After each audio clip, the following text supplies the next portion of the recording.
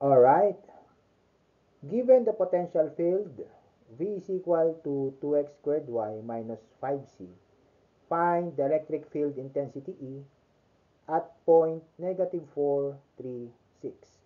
So we are going to find the electric field intensity. So what is the formula for electric field intensity? So electric field intensity is equal to negative of the gradient of B. So alam naman natin, yung V is given by 2x squared y minus 5c. Okay? So, kung meron tayong given na v is equal to 2x squared y minus 5c, so, makukuha na natin yung formula ng electric field intensity. So, kunin natin yung gradient ng v. So, pagkuha ng gradient ng v, so, kunin natin yung partial derivatives with respect to x, with respect to y, and with respect to c. First, kunin muna natin yung partial derivative ng ating v is equal to 2x squared y minus 5c in terms of x. Okay, so this is equal to partial derivative ng 2x squared y minus 5c. So, in terms of x lang tayo. So, 2 times 2 is 4 x y. So, 5c is constant. So, pwede natin ito sabihin na constant kasi wala naman siyang x. So, wala na. Yung ibang variable na hindi x, so, mananatili siyang constant. So, b of y naman, so, in terms of y naman tayo. So, ano yung derivative ng ating v is equal to 2x squared y minus 5c in terms of y.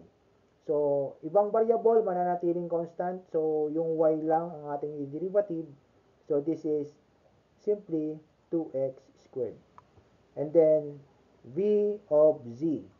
So, wala na tong unahan.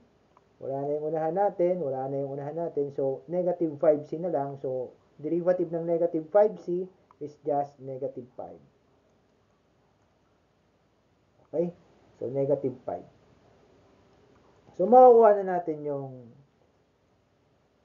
gradient of b is equal to 4xy I plus 2x squared j plus or negative 5. So, gawin na natin siyang negative minus 5k. Okay? Minus 5k. So, yung electric field intensity daw natin is negative ng ating gradient, yung potential gradient natin na V. Okay? So, for x, y, I, so negative siya, times negative din to, minus 2x squared, j. So, this is positive plus 5k. Of negative 436. Negative 436. Ano yung electric field intensity at negative 436? So, i-substitute lang natin itong mga value. This is x, this is y, and z.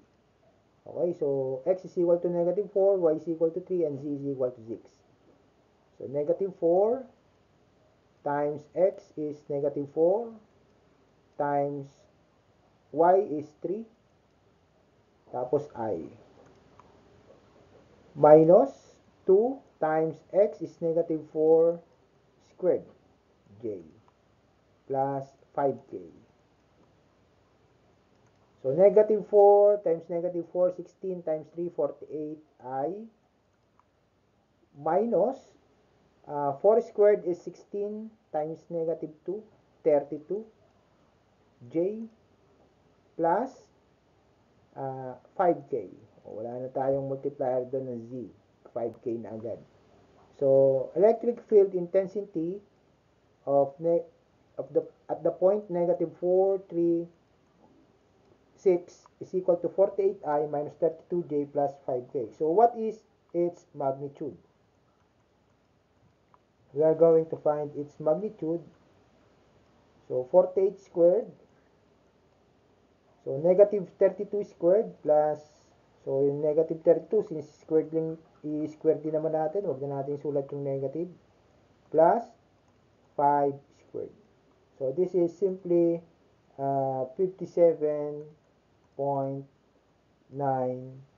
volt per meter. So electric field intensity is equal to 57.9 volt per meter. Alright? Thank you so much.